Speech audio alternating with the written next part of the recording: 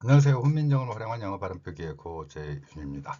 오늘은 기호의 힘, 문자 기호가 얼마나 강력한 힘을 갖고 실제로 발음까지 교정할 수 있는지 살펴보도록 하겠습니다. 먼저 여러분들과 함께 기호의 힘을 살펴보는 시간입니다. 자, 여러분들께 제가 어떤 이야기를 할 것입니다. 그 행위를 그대로 해 주시기 바랍니다. 왼쪽을 보세요. 와우. 여러분들 중에서 왼쪽을 보신 분 손 아마 거의 없을 것입니다. 저 화살표를 따라가면서 오른쪽으로, 특히 그림까지 있기 때문에 무의식적으로 오른쪽으로 눈이 돌아갔을 것입니다.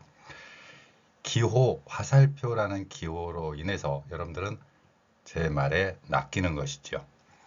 이와 같이 기호라는 것은 우리의 시각과 청각, 이것을 모두 압도하는 힘을 갖는 것입니다.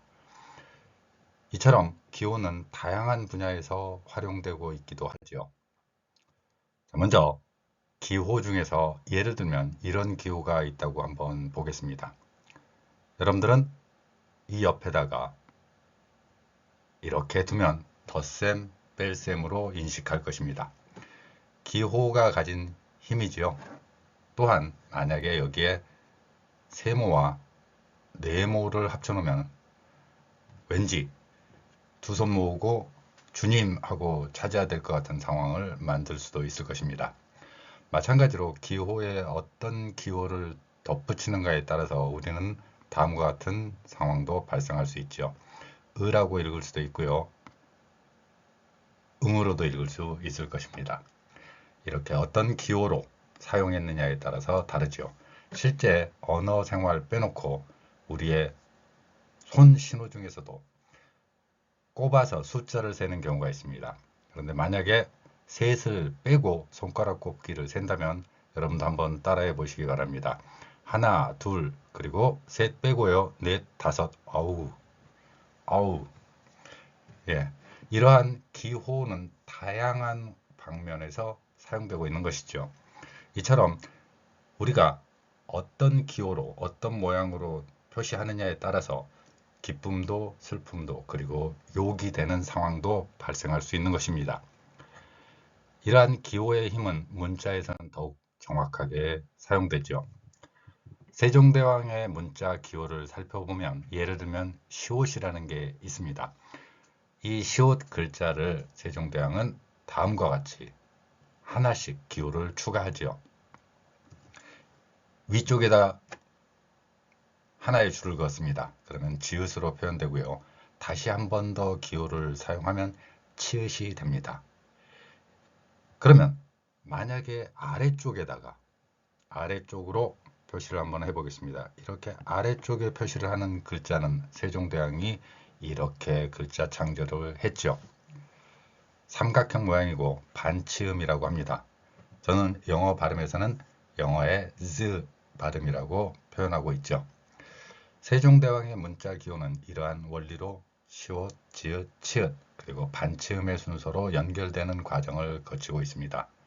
물론 우리가 오늘날의 한글에서는 기역, 니은, 디귿, 리을 이런 식으로 순서를 통해서 배우고 있지만 세종대왕의 문자 기호 체계라면 시옷 다음에 지읒, 치읓 이런 식으로 가는 것이 맞다고 생각합니다.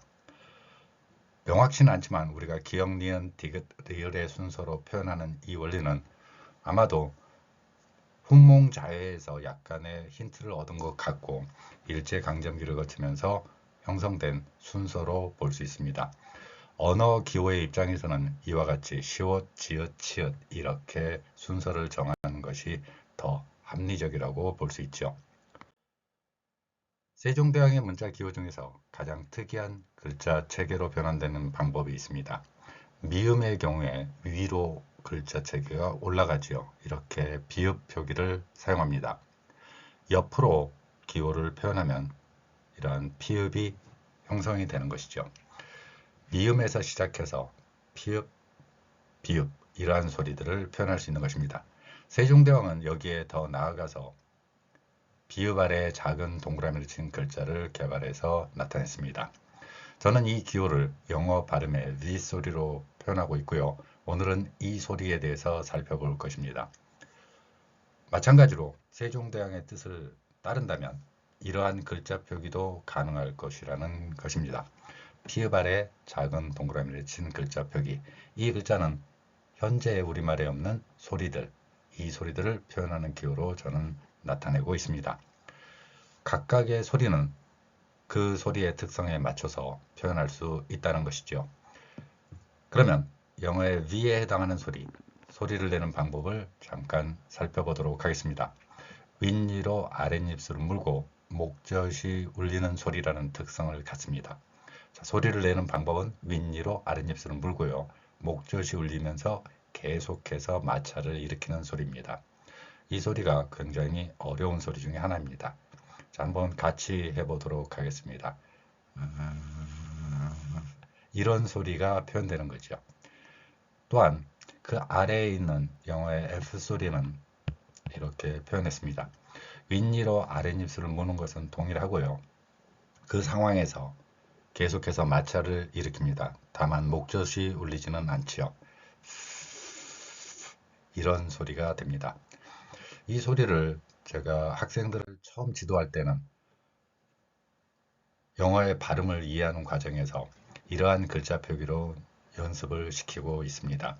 대부분의 경우 한국인들은 영어의 F 소리와 V 소리를 정확하게 내기가 어렵습니다. 그래서 요즘은 자주 듣기가 어려운 노래 중에 하나인데 옛날에 뽀뽀뽀 유치원이라는 노래가 있었습니다. 이 노래를 기억하는 세대라면 30대 이상이시고요. 그걸 기억하지 못하는 세대라면 30대 이하인 경우가 있습니다. 어쨌건 이 노래에서 멜로디에 뽀뽀뽀라는 부분을 푸푸푸로 바꿔서 표현하고 있죠. 저하고 영어 첫 수업을 하는 학생들은 모두 이 수업을 듣습니다. 아빠가 출근할 때 푸푸푸 이렇게 연습하라는 것이죠. 여러분도 같이 한번 제가 앞에 부분 부르면 따라서 해보시기 바랍니다. 영어의 F 소리, 윗니로 아랫입술 물고 소리를 내는 방법입니다. 아빠가 출근할 때 푸푸푸 이렇게요. 다음에 구절 엄마가 안아줘도 푸푸푸 이렇게 발음 연습을 해보는 것이죠. 이 글자 표기의 원리입니다. 다음으로 앞에서 설명한 그 목젖이 울리는 윗니로 아랫입술 물고 내는 소리. 이 소리는 우리말에서는 남을 좀 비하할 때 표현하는 단어 있죠. 바보라는 발음을 바보 이렇게 연습해 보라는 것입니다. 우리말로 또박또박 바보 그러면 화가 나지만 바보 이런 식으로 말을 하면 그냥 그 상황이 순조롭게 넘어가는 경우도 있습니다. 자, 두 개의 발음. 아빠가 출근할 때 푸푸푸 그 다음에 바보 이 발음도 연습해 보셨으면 좋겠습니다.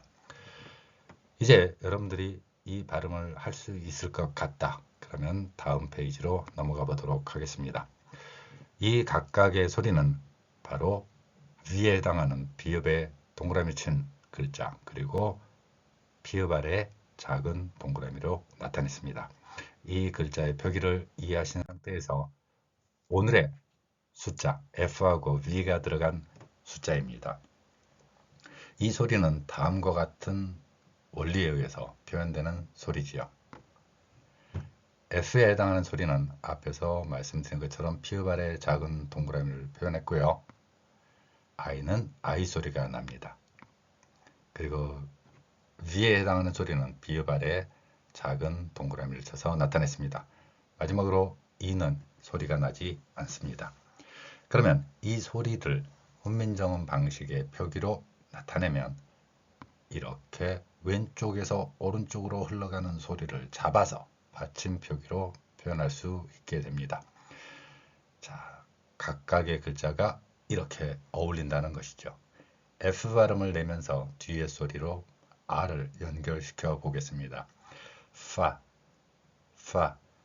이 파 발음을 하면서 뒤에 E하고 V에 해당하는 소리, 이 소리를 연결시키면 five 이렇게 발음할 수 있다는 것입니다. 이 발음은 일제강점기를 거치면서 형성된 five라는 발음과는 많이 다르다는 것을 볼 수 있죠. 일제강점기에 형성된 이 발음에서는 영어의 리 소리를 우리말 비읍으로 하고 거기에다가 모음 으까지 넣었다는 것이죠.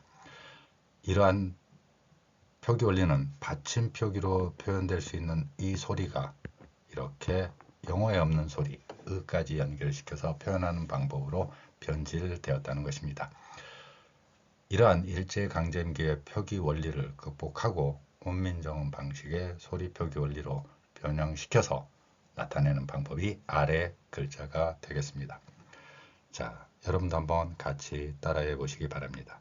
five, five 이런 발음이 되는 것이죠. 숫자 5을 의미합니다. 앞에서 말씀드린 것처럼 세종대왕의 표기를 따를 것인가, 일제강점기에 형성된 오그라 신페이의 외래어 표기법에 적용되는 이러한 원칙을 사용할 것인가 하는 것은 우리 한국인의 발음에 어느 것이 더 정확하고 적합한 표현인지를 생각해 보면 답이 나올 것이라고 생각합니다. 물론 우리 문자 표기에서 세종대왕에 대한 감사의 표현, 이 표현과 오구라 신페이의 일본어 표기 원칙을 따르는 것, 이 두 가지는 바로 오늘날 사는 우리 선택에 달려있다고 볼 수 있을 것입니다. 세종대왕이 글자를 창제할 때는 앞에서 보신 것처럼 오늘날에는 존재하지 않는 글자들이 있습니다. 이러한 글자 표기를 새롭게 되살려서 영어의 각각의 소리에 1대1로 대응하는 글자 표기로 나타내서 여러분들께 선보이고 있습니다.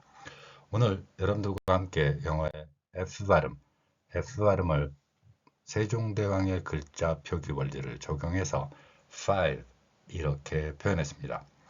이러한 발음을 여러분들이 연습해 보신다면 분명히 달라진 발음의 효과를 느끼실 수 있을 것입니다. 발음 교정 효과, 글자 표기로 여러분들의 발음이 변경되는 경험을 해보셨으면 좋겠습니다.